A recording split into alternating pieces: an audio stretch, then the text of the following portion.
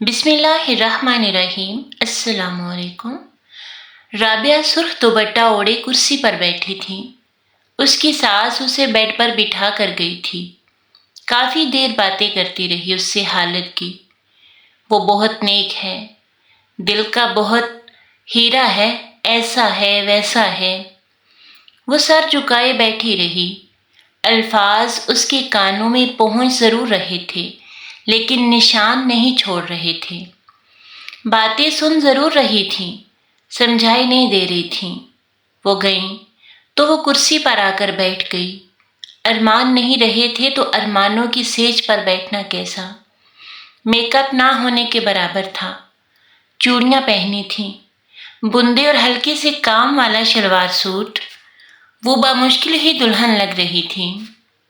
आज शाम उसका निकाह हुआ था। 1.5 घंटे के सफर के बाद वो घर आए थे। ये राबिया की दूसरी शादी थी और हालत की भी।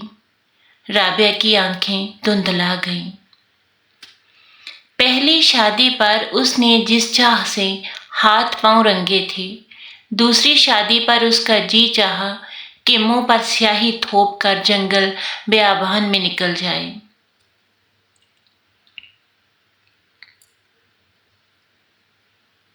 वो मरकर भी शादी नहीं करना चाहती थी।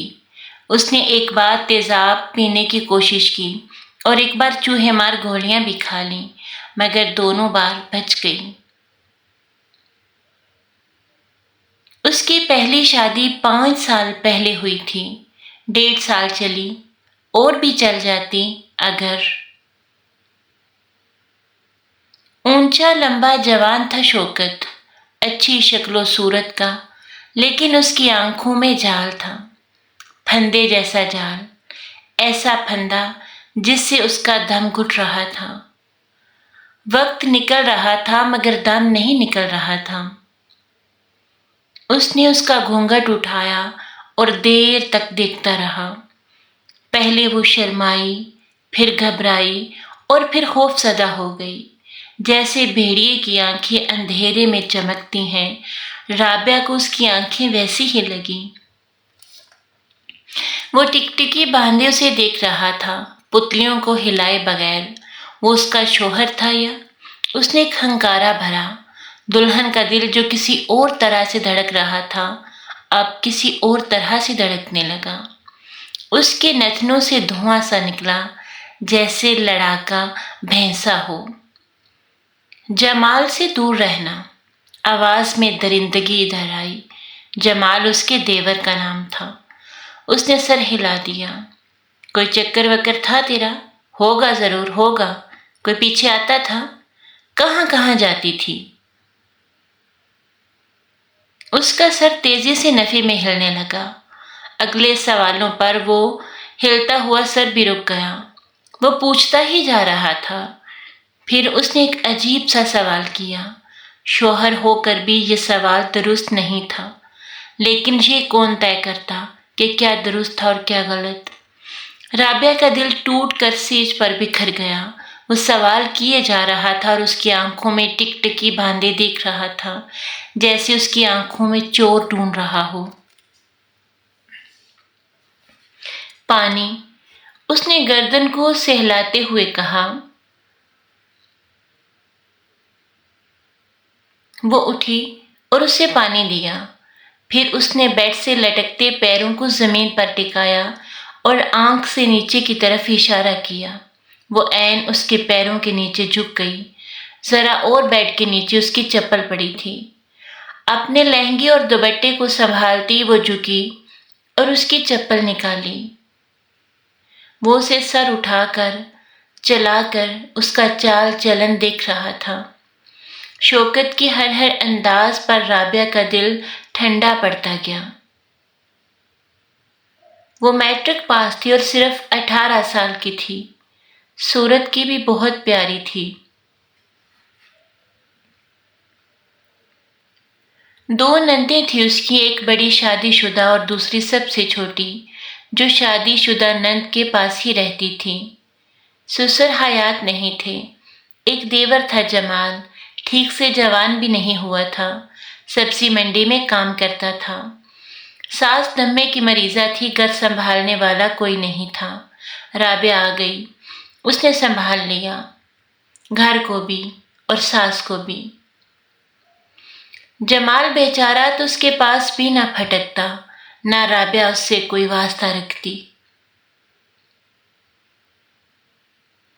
भाभी, वो एक आवाज लगाता एक और पराठा लेने बावर्ची खाने में आ रहा था।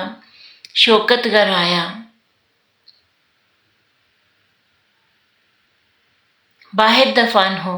वो उल्टे पैरों पलट गया। अपने भाई की आदत से वाकिफ था, भूल गया था।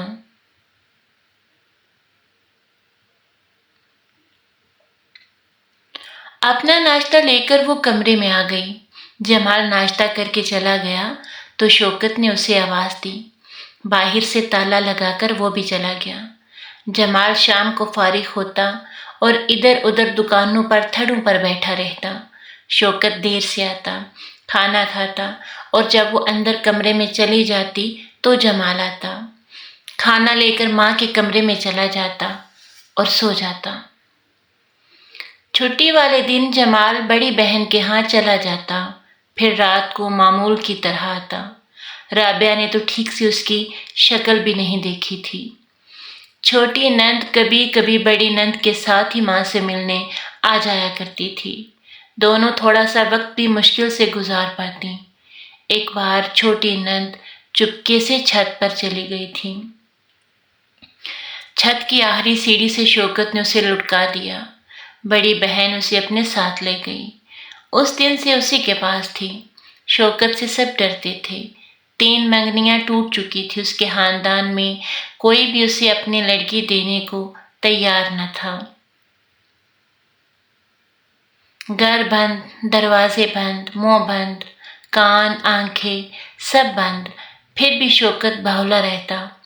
सास अच्छी थी, दोनों अकेले घर में खुश रहती। अम्मा उसे अपने दुख सुनाती, वो अम्मा को अपने सुना देती।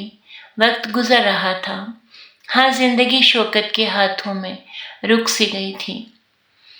एक बार वो पानी पीने के लिए उठी, रात गई, जग में पानी था, लेकिन जग से शौकत ने मुंह लगाकर पानी पिया था। वो उसका शौहर था, मगर इतना नहीं था कि वो उसी जग को मुंह लगा लेती। उस पर एक नज़र डालकर वो उठी। वो उठ जाता, वजह पूछता तो उसे उसी जग से पानी पीना पड़ता या प्यासा ही सोना पड़ता। वो दबे पांव बावर्ची खाने में आई तो डर गई। जमाल एक तरफ अंधेरे में बैठा सिगरेट पी रहा था। उसने जल्दी जल्दी पानी पिया और जाने लगी, भाभी, भाई को ना बताना। ये अल्फाज राबिया ने अपने पीछे सुने और बावर्ची खाने के बाहर खड़े शौकत ने भी। क्या ना बताना? वो झपटा। वो करवट भी लेती तो शौकत को पता चल जाता था। ये कैसे हो सकता था कि वो बावर्ची खाने तक आई और उसे पता न चले। शौकत ने उसे गरीबान से पकड़ा और पटह पटह कर मारा। बावर्ची खाने के सभी बर्तन टूट गए। वो बेचारा भाई सिगरेट सिगरेट करता रहा।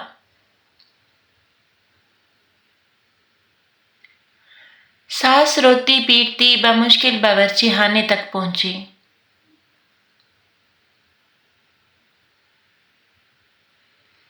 शौकत, छोड़ दे इसे। बीमार कमजोर हाथों में इतनी भी जान न थी कि उसे शौकत से आजाद करवा लेती। खुद राबिया अपने अंजाम के लिए अलग खड़ी कांप रही थी। इतना हंगामा, बाहर का दरवाजा धड़धड़ाया जाने लगा। शौकत चिल्लाया, दफा हो जाओ सब अपने अपने घरों को। घर का ही चोर पकड़ा है, घर के 2 चोर। शौकत जाने कितने अरसे से इस इंतजार में था कि मौका मिले और वो जमाल का खून पी जाए। अम्मा ने बड़ी बेटी को फोन कर दिया। वो आधी रात को अपने शौहर के साथ भागी आई। जमाल सहन में ही जमीन पर बेहोश पड़ा था। नंद के आने तक अम्मा اس کے سرہانے بیٹھی ایسے روتی رہی جیسے میت کے پاس بیٹھی ہو۔ نند جمال کو رکشے میں ڈال کر لے گئی، ساتھ ہی اماں بھی چلی گئیں۔ اس نے ساس کی منت کی کہ اسے اکیلا چھوڑ کر نہ جائے، لیکن وہ جمال کے لیے تڑپ رہی تھی۔ شوکت نے اس کے لمبے بالوں کی چوٹی کو کس کر کرسی کے پائے سے باندھا اور اسی کرسی پر بیٹھ گیا، اور پھر اپنے چمڑے کے جوتے سے وہ کوئی سوال نہیں کر رہا تھا، نہ ہی اسے گالیاں دے رہا تھا، وہ عمل پر یقین رکھتا تھا۔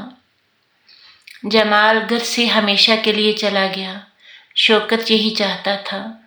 نند نے جمال کو کسی جاننے والے کے ہاں دوسرے شہر بھیج دیا۔ اماں اس سارے صدمے سے آخری سانسیں لینے لگی، چند مہینوں میں ہی چل بسی۔ اب گھر سے مر کر نکلنے کے لیے ایک وہی بچی تھی۔ اب شوکت وقت بے وقت گھر آ جاتا، بیرونی دروازے کے ساتھ ہی غسل خانہ بنا تھا، آ کر اس میں چھپ جاتا اور ہوادان سے سر نکال نکال کر دیکھتا، کبھی چپکے سے آ کر تیزی سے چھت پر چڑھ جاتا، وہ اندر کمرے میں ہوتی یا باورچی خانے میں۔ وہ ایسے ظاہر کرتی جیسے اسے معلوم ہی نہ ہو، ورنہ شوکت کی بو تو اس کے وجود میں گھستی چلی جاتی۔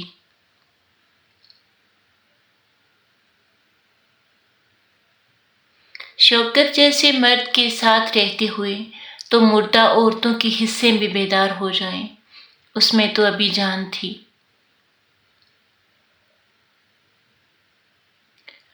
دو کمرے ساتھ ساتھ تھے، آگے برآمدہ، برآمدے کے پار باورچی خانہ اور صحن۔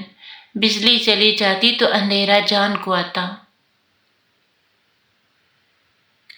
وہ برآمدے میں صبح سے سبزی بنانے لگتی اور شام کر دیتی، کبھی چھری پکڑ لیتی، کبھی چھوڑ دیتی، اور وہ کیا کرتی؟ میکے سے کبھی کبھی اماں اور بہوا جا کر مل جاتی تھیں، وہ اتنا لمبا سفر کر کے آتی تھی، لیکن انہیں ہر صورت شوکت کی صبح نکلنے سے پہلے آنا ہوتا تھا، پھر تو باہر سے تالا لگ جاتا تھا نا۔ 2 بار ایسے ہی آ کر پلٹ گئیں۔ ایک دن آئیں تو ساتھ والوں کے گھر میں رک گئیں کہ مل کر ہی جائیں گی۔ شام کو شوکت آیا تو اندر آئیں۔ رابعہ کو خبر نہیں تھی کہ ساتھ والے گھر میں کون رہتا ہے۔ پڑوسن نے بہت دیر تک اماں سے باتیں کی، شوکت کی۔ سر دکھ رہا تھا میرا، یہ تیری بھاوج میرا سر دبانے لگی۔ ان کا بڑا لڑکا، خدا اسے اجر دے، جٹ بازار اے مائی۔ وہ تینوں برآمدے میں بیٹھی تھیں۔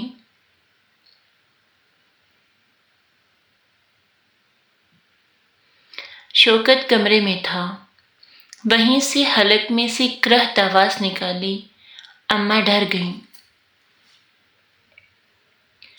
رابعہ بت سی بن گئی، جیسے وہ ہمیشہ سے مار کھاتے ہوئے بن جاتی تھی۔ اس کا دل نہیں چاہتا تھا کہ وہ شوکت کی منت کرے کہ وہ اسے نہ مارے یا خود کو اس سے بچائے۔ کمرے سے نکل کر وہ باہر آیا۔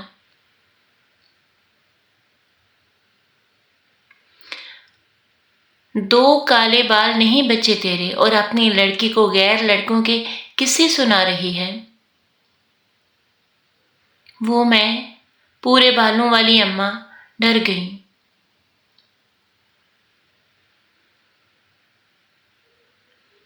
رکشہ لایا ہوں، نکل آؤ باہر۔ اماں اور بھابھی چلی گئیں۔ تینوں نے ایک دوسرے کی غیرت کا لحاظ رکھا اور آخری بار ملنے سے گریز کیا۔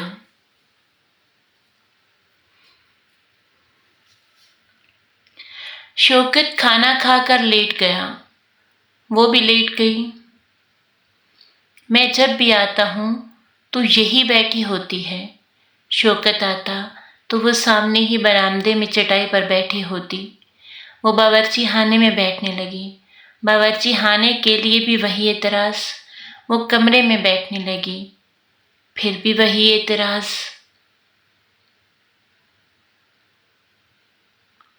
اور پھر وہ کہیں بھی نہ رہی۔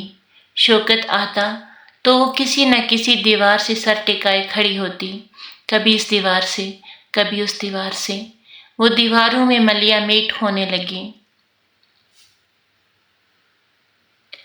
आए दिन शौकत ताले बदलता रहता।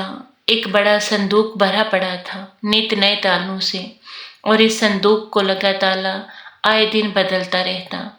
कभी दोनों कमरे भी बंद कर जाता। वो दोपहर की रोटी से बैठी रहती, गुसलखाने के नल से पानी पीती रहती। जब उसकी पहली लड़की हुई, सरमा के दिन थे, कमरा ठंडा था, सेलन ज़दा हवा धूप कभी होकर न गुजरी। ठंड लग गई, नीली पड़कर मर गई। वो मुर्दा बच्ची के साथ शाम तक अकेली रही। चंद दिनों से एक दीवार पर धमक सी होती थी, जैसे उस पर मुसलसल ज़रबें लगाई जा रही हों। ये पड़ोसियों के साथ वाली दीवार थी। एक दिन दबे पैरों और बेवक्त शौकत आया तो वो उसी दीवार के साथ टिकी बैठी थी। कुछ ही देर में उस दीवार पर ज़रबें लगने लगीं, जैसे कोई दीवार के साथ लगा खेल रहा हो। कई दिनों से ऐसा ही हो रहा था। शौकत ने आंखों से सूंघना शुरू कर दिया, फिर अपना कान दीवार के साथ लगा दिया। शायद कोई बड़ा वजनी फुटबॉल था जो दीवार पर मारा जा रहा था। शौकत बड़ा डंडा उठा लाया और ठीक उसी जगह धड़ धड़ मारने लगा। धमक वहां जरूर गई होगी। यूं होता कि दो वो यहाँ से मारता और दो ही वहां से ज़रबें पड़ती। शौकत के ज़रबों के जवाब आने लगे। खेल शुरू हो गया। वो शौकत के पीछे ही खड़ी थी। उधर से मिलने वाली हर धमक पर शौकत उसकी तरफ देखता, फिर उस पर नजरें टिकाए शौकत पागलों की तरह ज़रबे मारने लगा। आखिरी 2 ज़रबे मारकर वो उस पर झपटा। कई महीने उसका इलाज होता रहा। हाथ की 2 उंगलियां टूट चुकी थी, एक पैर में लंग आ चुका था, और भी बहुत कुछ हो चुका था। बदकिस्मती ये हुई कि वो जिंदा थी। 5 साल के बाद उसके घर वालों ने ज़बरदस्ती उसकी शादी कर दी। चूहे मार गोलियां वो अपने कपड़ों में छुपा कर लाई थी। वो सोच चुकी थी कि अब देर नहीं करेगी। इस बार वाला शोहर किस कमाश का है, मालूम होते ही गोलियां फांक लेगी।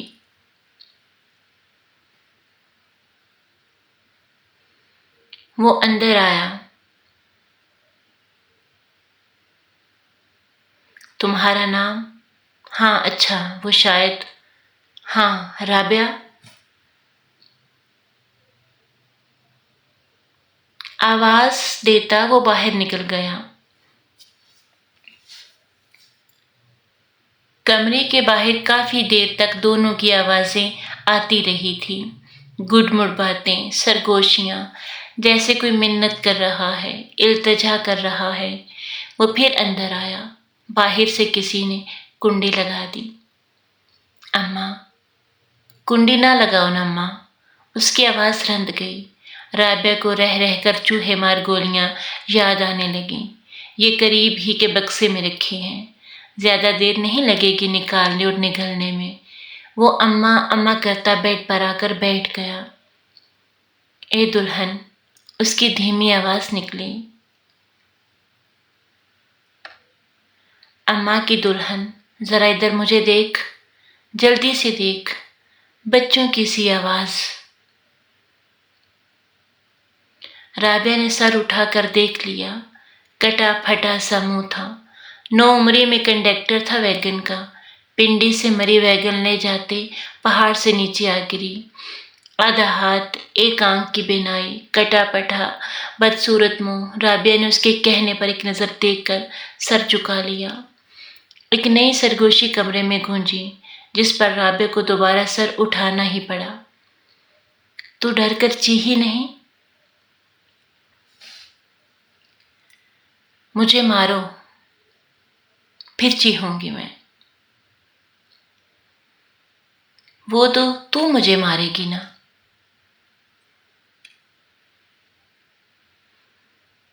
क्यों? मैं क्यों मारूंगी? फिर थूकेगी, है ना? अपने इकलौते हाथ से उसने अपने बाल नोचे। राबिया ने सर को झटका दिया कि सर पर टिक्का दुपट्टा सिरक कर गर्दन तक आ गया था। थूकता तो मर्द है اور اس کمرے میں تو مرد ہے۔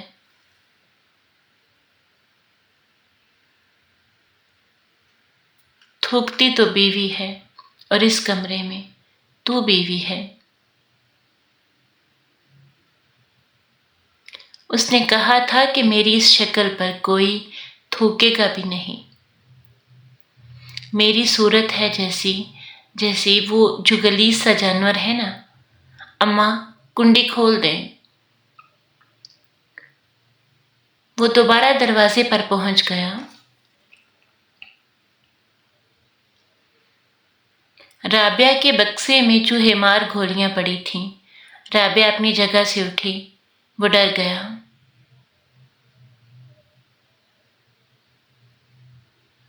سن، میں تجھے چھوڑ دوں گا، جب چاہے طلاق لے لینا۔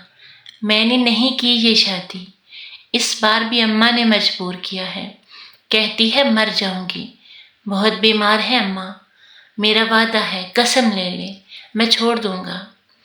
رابعہ اس کے قریب آ کر کھڑی ہو گئی۔ وہ زمین پر بیٹھ گیا۔ اپنے اکلوتے ہاتھ سے اس نے منہ کو چھپانا چاہا۔ وہ خود میں سمٹ رہا تھا۔ رابعہ نے اس ہاتھ پر جو بمشکل کانی آنکھ کو چھپا رہا تھا اپنا ہاتھ رکھا اور اس کے پاس نیچے بیٹھ گئی۔ اس اکلوتے ہاتھ کو رابعہ نے اپنی آنکھوں پر رکھا اور اپنے دونوں ہاتھ اس کے کٹے پھٹے منہ پر پھیرنے لگی۔ دونوں کے ہاتھ ایک دوسرے کے زخموں کو سینے، ایک ایک داغ، دھبا، ایک ایک زخم۔